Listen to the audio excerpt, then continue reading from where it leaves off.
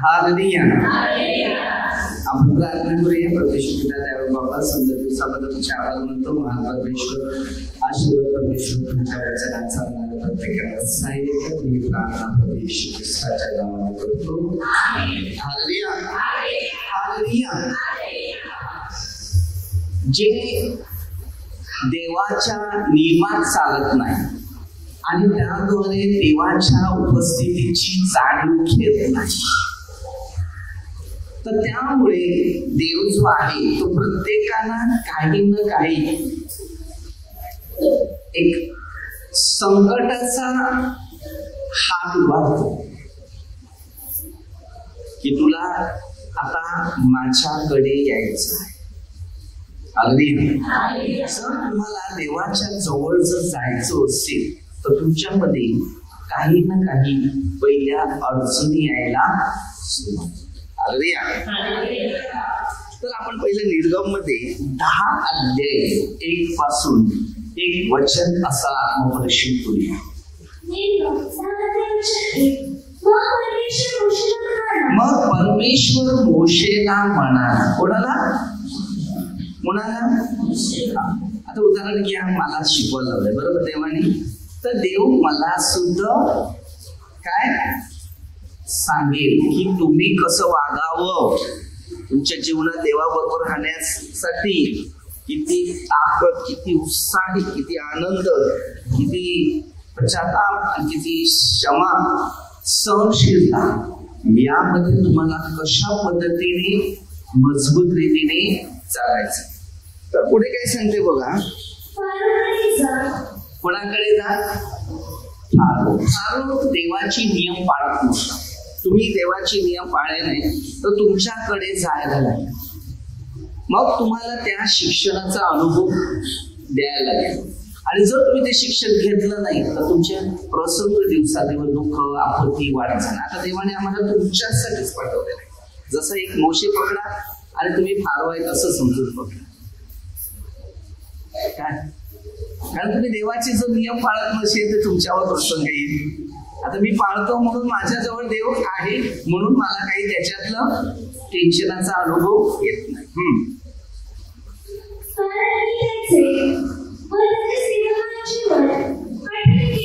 काय सांगते? आता तुम्ही आहे आणि तुमचे काही सेवक असतील, या सगळ्यांची मनं कठीण. आता कधी कधी असतात नाही. आता तुम्ही एखादे माणसं आहेत आणि तुमच्यामध्ये काहीतरी एखादा विरुद्ध काहीतरी एकमेकाशी आहे नाही का, मग तो एकमेकाची मनं कठोर करते. तू त्या विरुद्ध बोलतो, तू त्या विरुद्ध नाही का, नाही मग असं. म्हणजे एक शिक्षण घेतल्यावर तुम्हाला कळेल की आम्ही नक्की कुठे आहे. जर तुम्ही बरोबर आहेत तर तुम्हाला परमेश्वर मदतीचा हात देत.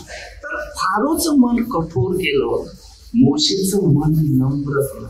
आता रेषेत 1:24 आहे, परमेश्वर सर्वांचा हृदय जाणतो. तुझ्या हृदयात काय, त्याच्या हृदयात काय, त्याच्या हृदयात काय, त्याच्या हृदयात काय, हे सगळं परमेश्वरला माहिती आहे.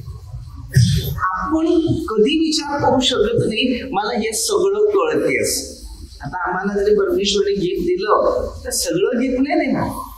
ज्या लोकांचा विश्वास आहे त्याच विश्वासी लोकांसाठीच ते गिफ्ट, त्याचं शिक्षण किंवा त्याचे नियम त्याला सापडणार, बाकी सगळ्यांना नाही सापडणार.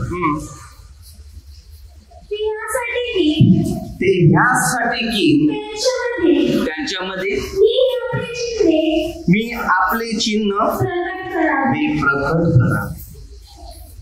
आता हे चमत्कार किंवा अद्भुत गोष्टी ज्या गोष्टी होतात तो मनुष्य नाही करत. आजचं फॅशन काय माहितीये ना, चालले या मागे त्या मागे, बोलसं तिकडेच बोलसं तिकडेच. अरे तसं नाही. परमेश्वर स्वतः प्रत्येकाच्या मानवाच्या आतमध्ये येऊन तो अद्भुत चिन्ह चमत्कार करायला बघतो. आता माझ्या दारात तर तुमच्यामध्ये काय दुश्मन येऊन बसणार आहे? तुमच्यामध्ये पण येणार ना. पण तसं तुम्ही पण परमेश्वरचे नियम पाळा, आज्ञा पाळा. आता ह्या दोघांमध्ये कसं आहे बघा, नम्र आणि कठोर ना. शरीर तर एकच आहे, आत्माही एकच आहे, पण आत्मा कशा पद्धतीने मजबूत करायचं आहे आणि कशा पद्धतीने अस्वस्थ टाकायचं आहे हे देवाच्या मध्ये 5:8 मध्ये सांगितले. जी अंतःकरणाची शुद्ध ते धन्य देवाला. म्हणजे ज्या आतमध्ये पाप नाही, समजलं, तो शुद्धी आहे, तो पवित्र आहे, तो अभिषेक आहे, तो अद्भुत आहे आणि देव त्याच्यात राहतो. योहान 9:31 मध्ये तसं वचन दिले, देव पापी लोकांचं ऐकत नाही. 39 पर्यंत वचनात आपल्याला अनुभव होईल. आपलं जीवन जे आहे ना, एक आज्ञाच्या द्वारे बनवलेलं आहे. म्हणून त्याने तिकडे सांगितलं, तुम्हाला दिसते म्हणून पाप, ज्याला दिसत नाही त्याच्याकडे पाप. फारोला दिसलं नव्हतं, त्याच्याकडे पैसा, अहंकार हे सगळं होतं. मग शेवटी त्याचं मन आता असं कठोर करायला लावलं की त्याला सुद्धा जागेवर आणला. जो देव आहे तो दिसला. मी परमेश्वर आहे हे तुम्हाला कळावे. कोण आहे? हा, परमेश्वर आहे. परमेश्वर आहे हे आपल्याला कळायला पाहिजे. आपल्याला अद्याप परमेश्वर आहे कळत नाही. तो चालला इकडे प्रार्थने, तो चालला तिकडे प्रार्थने, तो संत तिकडे प्रार्थनेला, तो पास्टर मस्त, यो ब्रदर मस्त. अरे त्याला देवाने गिफ्ट दिलं तर तुला पण मिळेल, तू पण कर की नाही? हा, तिने बंगला बांधला, मी पण बंगला बांधले. तिने गाडी घेतली तर मी पण गाडी घेतली. तिने दागिने घेतले तर मी पण दागिने घेतले ना. त्याने ती वस्तू घेतली तर मी पण वस्तू घेतली. ते करू शकते. 14 ते 12 वचनामध्ये येशू सांगतो, जो माझ्यावर विश्वास ठेवतो तो माझ्यापेक्षा मोठे चमत्कार करतो. पण हे काम करणारा मनुष्य कोण दिसत नाही. म्हणून प्रभू येशू ख्रिस्त जो आपल्यामध्ये आहे ना, आपल्याला त्याच्या शिक्षणानुसार जो मार्गदर्शक किंवा हे घडवत आहे ते मजबूत पाहिजे. बघा काय सांगते, मी मिस्र देशाची कशी फजिती केली आणि त्यांच्यामध्ये काही चिन्ह प्रकट केले. काय सांगते, तुझ्या मुलांच्या काय कानी. आता आपल्या प्रत्येकाच्या कानावर पोचलेलं आहे म्हणूनही आपण वाचतो. आपण देवाच्या शिक्षणात, नियमात आणि वचनात जर आपण बसले तर ह्याच्यातूनच आपल्या कानामध्ये ते वचन पेरलेलं आहे. आता जर वचनच पेरलं नसेल ना, देवाची जाणीवच नसेल, तर देवाचं वचनच नसेल, तर आपल्याला कसं देवाची जाणीव कळणार की देव आपल्या बरोबर आहे. म्हणून आपण देवाच्या सहवासात राहणारे जर व्यक्ती आहे तर आपलं लक्ष त्या देवाच्या शिक्षणावर असलं पाहिजे. ना वस्तू, पैसा, धन, आता या फारोजवळ सगळं होतं. पण त्याला काय वाटलं माहितीये, आता हे माझ्याकडे आहे तर मला आता देवाची गरज नाही. आपण पण तसंच होतो. जेव्हा प्रभूमध्ये येतात, प्रार्थना करतात, देवाने आपल्या गरजा पुऱ्या केल्या, सगळ्या इच्छा पुऱ्या होत चालल्या, पण ते आपल्याला लक्षात येत नाही. त्या शेवट त्याचा परिणाम काय आणि मग विसरून जातो आपण. त्याचा परिणाम नंतर आपल्या पाठीमागे अनेक प्रकारच्या समस्या, आपत्ती, दुःख, संकट ही वाढली जातात. आणि मग विचार करतो, काय रे नाही, काहीतरी आहे असं होईल. तू देवाला विसरलेला आहे. तुझ्यामध्ये काय गुण आहे की देवाने तुला दिलं, तू देवाच्या बरोबर नाही.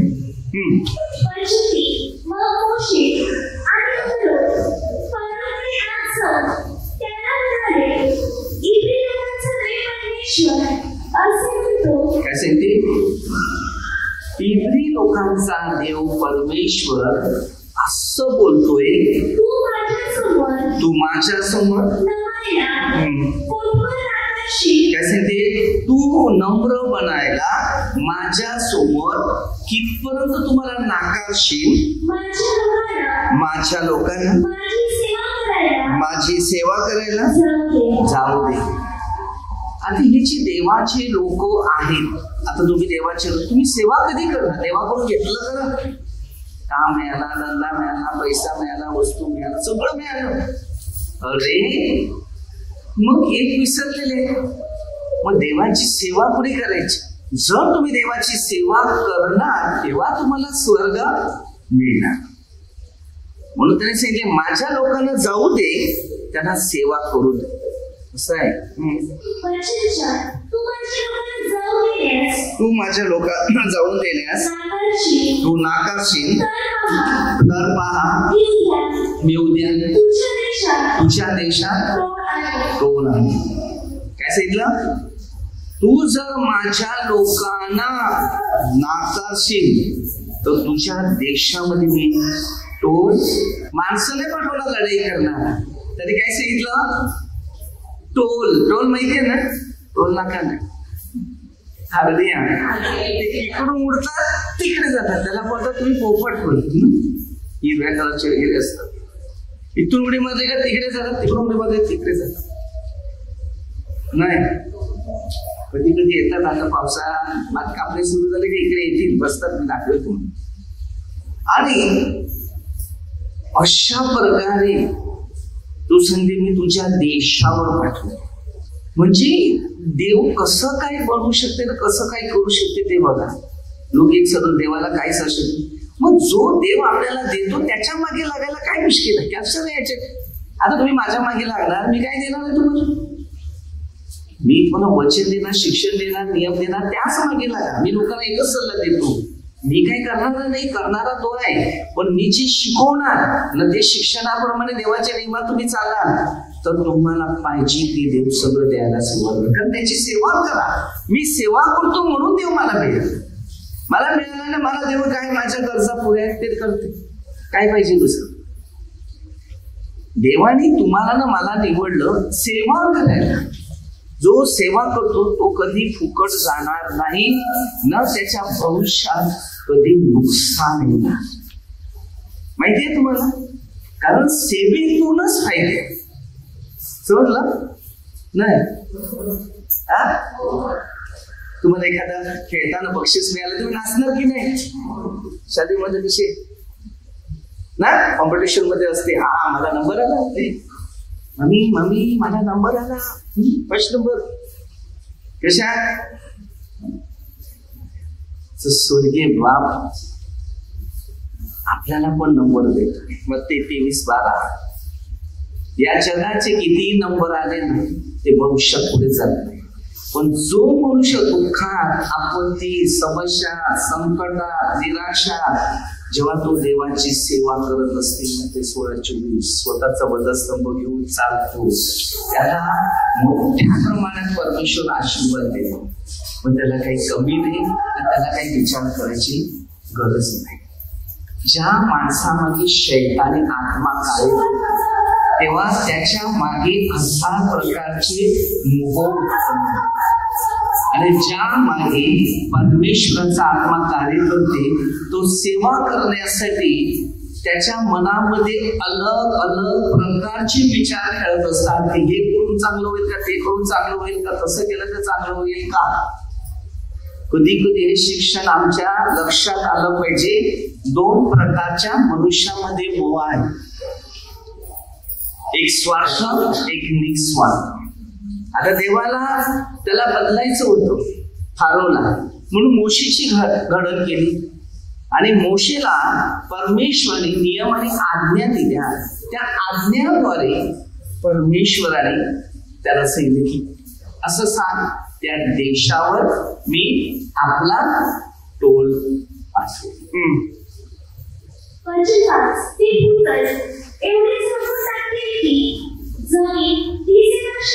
काय सांगते? एवढं झाकेल की जमीन सुद्धा दिसणार नाही. ज्या माझं शिक्षण काय माहितीये लोकांना, की ज्याने तुम्हाला बनवलं, फक्त आईला ना बापाला विचारा मुलगा होणार होता का मुलगी होणार होते, मम्मीला ना डॅडीला माहिती होतं.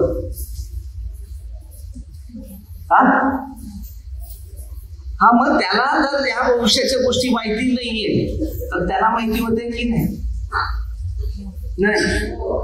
हा, मग त्याला माहिती, त्याला विचारा की मी काय करू.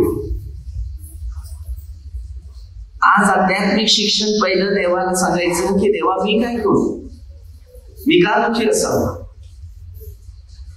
मी का टेन्शन मध्ये असावं, मी का मानसिक तणावामध्ये असावं, मी का कमजोर असावं. तो निर्माण केले मला तुझ्या आज्ञेने तुझी सेवा करून दे. सेवा करणाऱ्याचं सर्व पहिलं बॅलन्स राहते, म्हणजे जमा राहते देवा ठिकाणी. मग तुझी स्वार्थी सेवा आहे, निस्वार्थी सेवा आहे, ते त्याच्यावर तो लक्ष पुरवतो. आणि तुमची निस्वार्थी सेवा असेल ते तुम्हाला कसली चिंता करायची गरज नाही. आता मोशे जो होता तो निस्वार्थ स्वभावाने सेवा करत होता आणि त्यामुळे त्याला अशा मिस्र देशाच्या राजाकडे जाऊन त्याला अद्भुत चिन्ह चमत्काराविषयी दाखवत होता. बोल, ते माझा देव काय, तुझा देव कोण आहे. गाण्याच्या गोष्टीपासून निघून जे काही शेष उरले असेल त्याचा ते पंचावृत्ती शेतात तुमची जितकी झाडे वाढत आहे ती खाऊन टाकतील. काय सांगते? शेतामध्ये जेवढी झाड आहेत ते सगळं खाते. मग तू काय करणार? उत्पन्न कुठून येणार? नाही, बोलतच नाही. अरे देव जोडीला आहे नाही, हा, मग तो जर जोडीला आहे तर तुमचं काहीच खाणार नाही. तुम्ही कमवता, तुमचा हिस्सा तुम्ही गोरगरिबांना मदतीचा हात दिला असेल, तुमचं कोणच खाणार नाही. तुम्हाला पाहिजे तेवढा तो देईल, एवढा दयाळू परमेश्वर आहे. माझ्या आज इतक्या वर्षांचे मी अनुभव देतो, मी कधी कोणाकडे मागतो.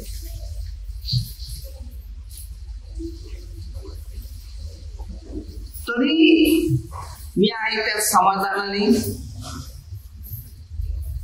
उपाशी राहतो का, राहिला तरी पोट भरलेलं आहे, त्याचं टेन्शन मला नाही. फक्त एक उपवास माझा असाच आहे, म्हणजे कसं आहे, परिस्थिती अशी आहे की उपाशी असं आहे की देवाची सेवा सारखी होत नाही. म्हणजे मला जे करायचे जास्त ती होत नाही, म्हणजे अद्याप कमीच आहे, अद्याप मला टाइम कमीच पडतो. जिंदगी आहे उपयोगीची आहे आणि ती उपयोगी देवाने शिकवलेले त्या कामाची. तुझी घरे, तुझ्या सेवकांची घरे, सर्व मिस्त्री लोकांची घरं ते व्यापून टाकते. इतके टोळ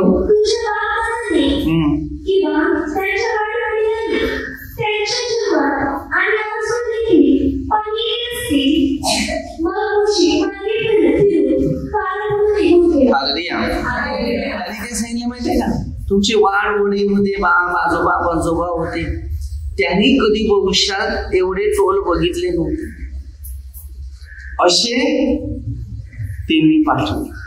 म्हणजे तुम्ही विचार करा, मग फारो पळून निघून गेला. तुला सांगायला मी सांगितले, ऐका की नाही का मला माहिती. आता आम्ही पण तसे तुम्हाला जेवण वाढलेलं आहे, जेवायचं की नाही जेवायचं तुमचा प्रश्न. वचन दिलेलं आहे, शिक्षणही दिलेलं आहे, ज्ञानही दिलेलं आहे, वरदानही दिलेलं आहे, पाळायची की नाही पाळायचं हे तुमच्या. जर जिंदगीमध्ये सुख जास्त हवं असेल तर देवाचे नियम पाळा, म्हणजे तुम्हाला आशीर्वाद मोठ्या प्रमाणात येईल. काय सांगते? फारोचे सेवक त्याला म्हणाले, हा मनुष्य कुठपर्यंत आमच्यासाठी पास असा राहील. जाऊ द्या या लोकांना.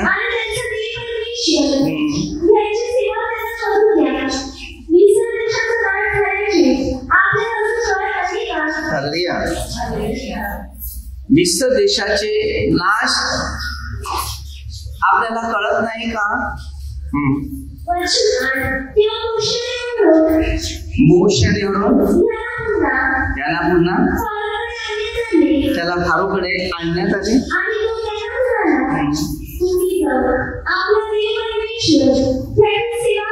कैसे ते तुम्ही जा ना आपला देव परमेश्वर त्याची सेवा करा.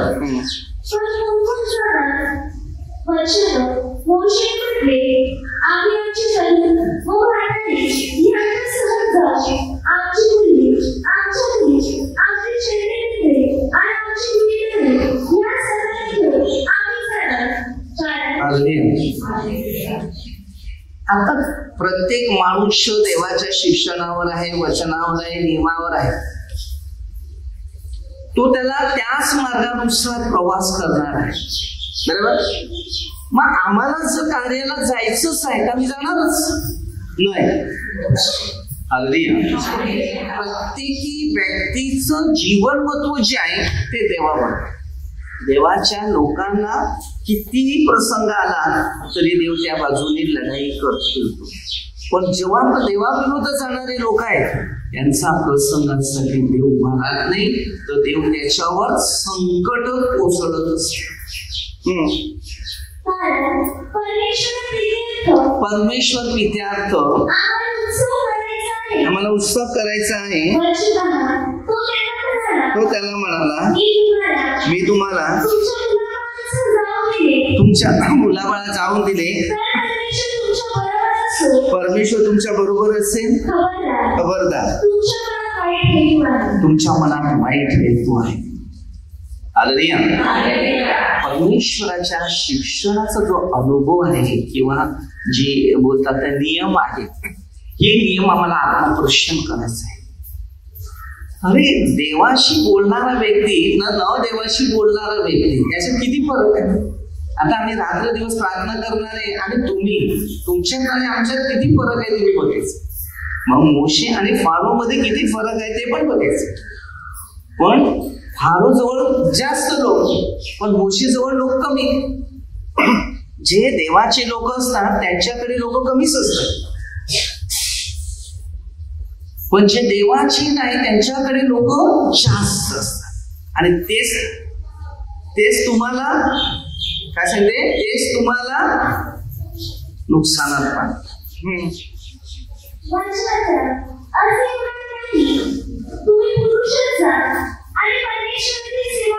काय सांगते असे नाही, तुम्ही जा पुरुषच जा आणि परमेश्वराची सेवा कर.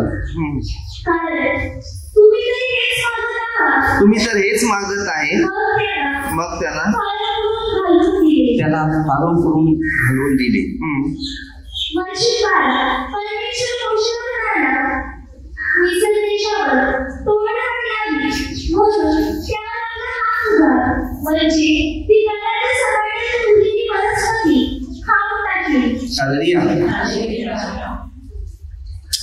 मोशे परमेश्वर बरोबर आहे आणि परमेश्वर मोशे बरोबर आहे. आता तो आज्ञा जसं बोलत होता ना, पाळत होता, सांगत होता, तसं ऐकत होते, त्याप्रमाणे त्याच्या भविष्यात त्याची गणन तशी होत होती. आणि त्याला सांगितलं हात म्हणजे जीवनामध्ये मारामारीचा हात नाही, शब्दाचा, देवाचा, नियमाचा. मग बघ काय करतो आणि काय घडते हे त्याला कळू दे.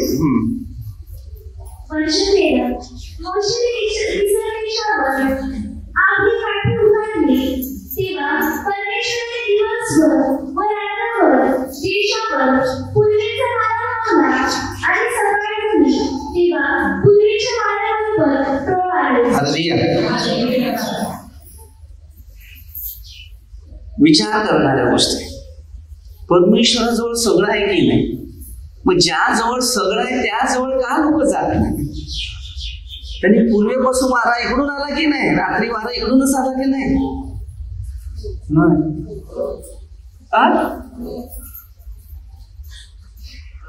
मग तसंच वीज गरडा आला की नाही त्याच्या जोडीला नाही. मामाची आजी वगैरे असेल, पूर्वीचे लोक ते सांगायचे. हालेलुया. परिस्थिती अशी आहे. हा जो अनुभव घ्यायचा आहे, देवाने जे बोललं ते बोललं. सुरुवातीपासून उत्पत्तीपासूनच तेच, उत्पत्तीपासूनच तेच. उत्पत्ती 1 ते 2 पासून सुरुवात झाली. शून्यातून आकार बनवला तो बनवलाच नाही. मग जो बनवतो त्याच्याकडे राहिला तर किती फायद्याचे, बनवत नाही त्याच्याकडे राहून काय मिळणार मला सांग. जिंदगीवर कष्ट, दुःख, आपत्ती, समस्या, टेन्शन, मानसिक तणाव असं असतं. पण आज कोणत्याच माणसाजवळ देव दिसत नाही. फक्त एक आहे, पैसा. ऍक्टिंग कशी माहितीये तुम्हाला? आवाज जर नाही आला ना, बापरे, बरी मजा येते. बहिऱ्याला ऐका नाही, एवढ्या जोरात तेव्हा आवाज नाही. जेव्हा प्रार्थना करायला सांगितलं ना, हालेलुया, किती आवाज कणखर निघतो त्या. हेच तो प्रॉब्लेम आहे. रागामध्ये इतका आवाज निघतो ना, तो प्रार्थनेमध्ये एकदम शांत. राग, गाडी चालवायचं असेल तर बघा, पेट्रोल जर तेवढी गाडी फास्ट. पण ह्या माणसामध्ये इतका राग असते तर त्याला काही स्वभाव नसते. कारण मनुष्य काय घेऊन जाणार आहे माहिती. मी तर एकच विचार करतो, 1 सेकंद जरी तो दिलेला आहे ना, तो धन्यवादाचा आहे. कधी वेळ आली. ते 16:26 मध्ये होते, जगात सर्व आत्मा. आत्मी सांभाळा, शरीर नका सांभाळ. जे हर एक व्यक्ती शरीरावर इंटरेस्टली आहे, आत्मीयावर. योहानमध्ये 4:24 मध्ये असं वचन दिलेलं आहे, उपस्थित आणि प्रार्थना आत्मीय व खरेपणाने. मोशे खऱ्यापणाच्या रस्त्यावर चालला. तो चुकला नाही, चुकला असता नाही. चुकतो तुम्ही, चुकते मी, चुकती त्याची योजना आपल्याला माहिती नाही. आणि देवाने कोणा माणसाला निवडले माहितीये का? सगळी पापी होती त्यांनाच निवडले. आणि या जगाचं राज्य पापी लोकांद्वारेच झालेलं आहे. पुण्याने पवित्र लोकांनी नाही केलं. कोणी स्वतःला पवित्र बनले ना, त्यांनी नाही केलं. हे पवित्र शास्त्र उत्पत्तीपासून सुरुवात झालेली आहे ना, सगळी पापाच्या द्वारेच तेच बदलले, त्यांनीच कार्य केले. पवित्र लोकांचं कार्य दिशेस आलं नाही. बनवलं परमेश्वरी पवित्र, पण सैतानाने मोहात पाडून फसवलं. पण शेवटी देवानेच त्याच्याद्वारे कार्य केलं. दोष नका कोणाला द्या, कोणाला निंदा पण करू नका, कोणाची नफरत पण करू नका. कोण चुकते ते चुकू दे, बघणारा तो आहे. म्हणजे 7:1 लिहिलेलं आहे. डोंगर दुसरा दे, 3रं वचनापासून. दुसऱ्यांना दोष देणारा तू पण तेच. दुसऱ्यांना दोष देणारा तू पण तेच. दोषी कोणालाच ठरवला, पापी ठरवला. आम्ही पापी आहे.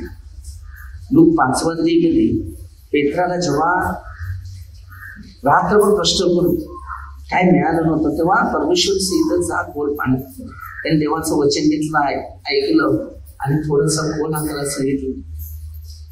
तेव्हा देवाने त्याला एवढं सुंदर वासली दिली तुमच्या, की तू समजू मी पापी. जाणीव झालं की माझ्यामध्ये विषयामध्ये 15 पासून गेले आपले हात रक्ताने. म्हणून कधी कधी आपला धंदा होत नाही, कधी आपल्या इच्छा पुऱ्या होत नाही, कधी कधी आपल्या जीवनामध्ये काही घटना होत नाही, आपल्या जीवनात प्रगती येत नाही. त्याला कारण हेच आहे, कारण आम्ही देवाच्या शिक्षणाकडे लक्ष देतो. सर्व मिसर देशावर टोळाने धाड घातली, ते सर्व ते देशावर उतरले. तेव्हा ते असंख्य होते. यावरून एवढे टोळ कधी आले नव्हते, यापुढे सुद्धा कधी येणार नाही. म्हणजे मिसर देशावर जे गुण त्यांचे जे बरोबर नव्हते त्यांना दाखवण्यासाठी की देव काय करू शकतो. तुला हे प्रॉफिट झाले, धन झालाय, पैसा आला, कुठून आला तुला? माझ्याद्वारेच ना, देवाच्याच द्वारे आला की नाही तो सांगतो. भविष्यात आपण तसंच करतो की कधी कधी आपल्याला देव सगळं देतो, मला देवाची गरज नाही अशी विचार करत असतो. आणि मग तो हळूच संकट थोडी थोडी पाठवतो. थोडा धंद्यात नुकसान, याच्यात नुकसान, त्याच्यात नुकसान, ह्याच्यात गेलं त्याच्यात गेलं, हळू कर्जबाजारी झाली, हे सगळं रिटर्न यायला सुरू होतं. त्याला कारण काय? कारण की ते देवाच्या नियमाचं पालन नाही केलं. कारण देवाने जे शिकवलेले ते शिक्षण जर आम्ही घेत आहे तर देवाची कृपा आपल्यात प्रवास करत आहे. त्यांनी सर्व भूमी झाकून टाकल्यावर साऱ्या देशावर अंधकार पडला.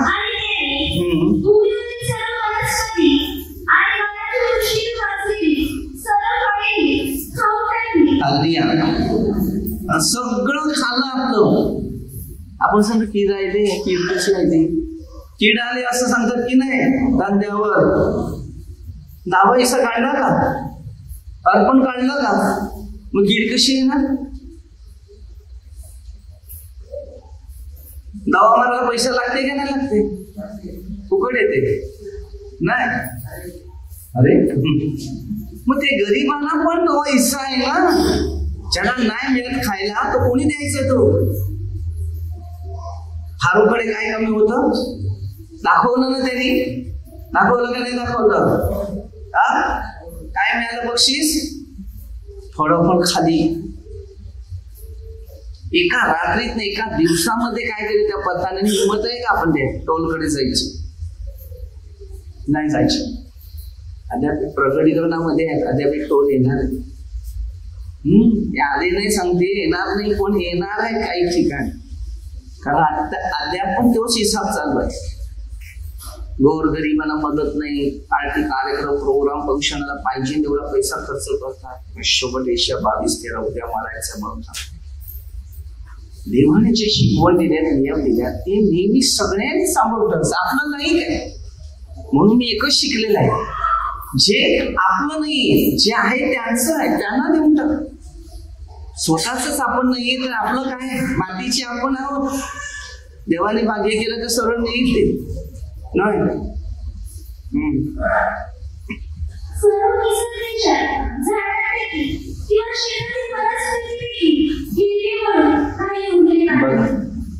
काय ठेवलं ते?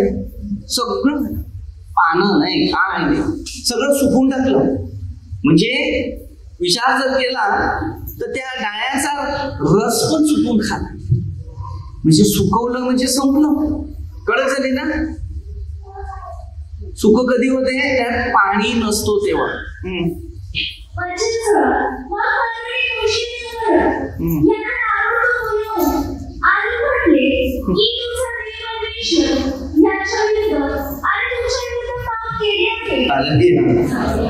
काय सांगतो माहितीये? हारू काय बोलला?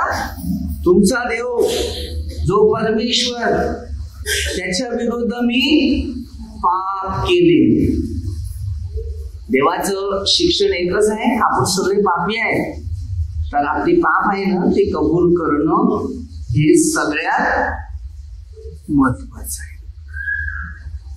काही पाप आपल्या मर्जीचे असते, काही पाप कशा कशा पद्धतीचे असते.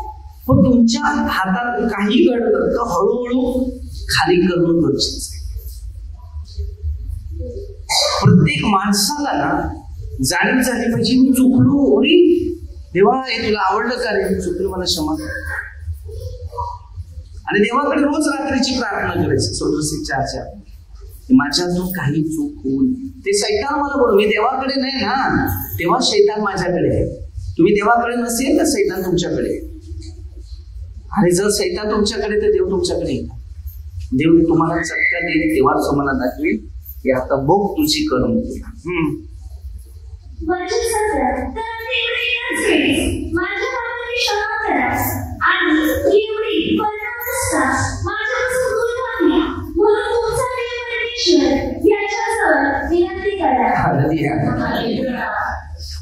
फारूचा देव होता तो कुठे गेला? शेवटी त्याला झुकायला लागलं ना, गुडघे टाकायला लागले ना, विधीकडे 2 या जगात. आता पण तसंच होणार आहे. आज देवादेवावरून सगळे युद्धाला भांडणं सुपर सुरू. मग ती गुडघे टेकायला लागणारच. तुझा देव माझा देव कुठे नाही, देव एकच आहे आणि तो सच्चाईचा देव आहे. खरं बोलणं, पश्चाताप करणं, पापाची कबुली करणं, सगळ्याशी भीतीने वागणं, भांडणं नाही, नफरत नाही, निंदा नाही, द्वेष नाही, हेवा नाही, देवाच्या वाटणी नाही. तेव्हा देवाच्या नियमामध्येच देव आहे आणि सर्व माणूस उत्पत्ती सत्ता आहे, तो देवाचा प्रतिरूप आहे. आता त्याला पश्चाताप करण्यासाठी संधी दिली ना देवानी. म्हणून या आजच्या काळामध्ये बघा, धर्मांतराच्या वरनं सगळी भांडणं चालल्या तिकडे तिकडे. सगळे चांगले आहेत का? सगळे चांगले भेटणार नाही. कोण बरं कोणी तो पण वाईट, असं आहे शेवटचं काळ.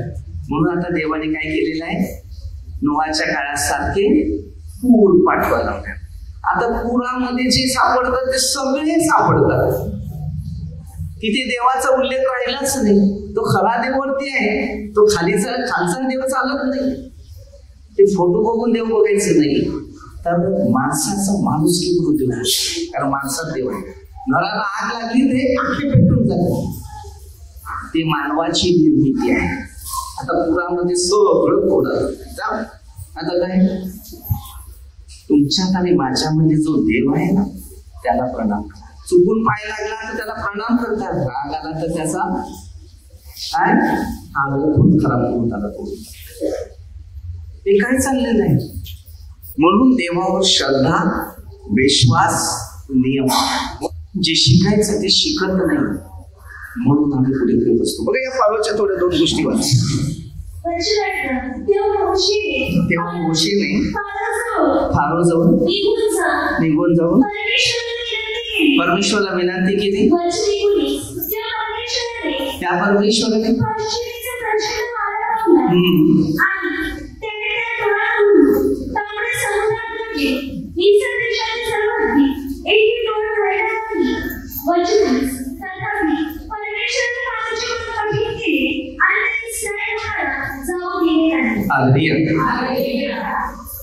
विचार करा, फारोचं मन कठोर कसं झालं. क्षमा मागतो, फरक करतो, पण इस्रायल लोकांना त्यांनी जाऊन दिलं नाही.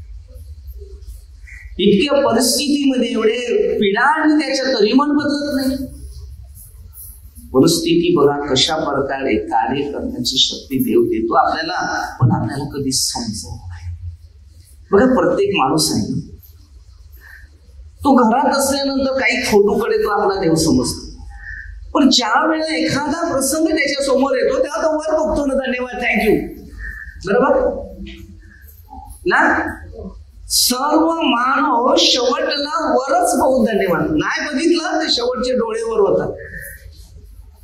जेव्हा त्याला आत्मा घेऊन जातो बघा, तेव्हा त्याचं लक्ष त्या वरच्या ठिकाणी असतं, तर खाली नाही बघत. नाही ते जिंदगीवर खाली बघतो, याला बघतो, त्याला बघतो, निंदाला बघतो, भांडणाला बघतो, नफरताला.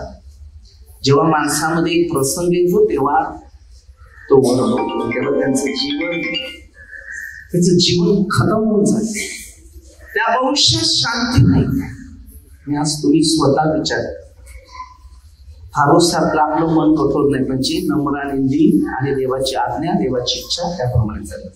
ही प्रार्थना परमेश्वराच्या नावाने. हे पिता परमेश्वर, सुंदर दिवसाबद्दल आभार मानतो. महान परमेश्वर, आशीर्वाद परमेश्वर, सर्व आशीर्वाद देवा. प्रभूच्या इच्छेप्रमाणे चालणाऱ्या प्रत्येकाला सहाय्य कर, ही प्रार्थना येशूच्या नावाने करतो. हालेलुया.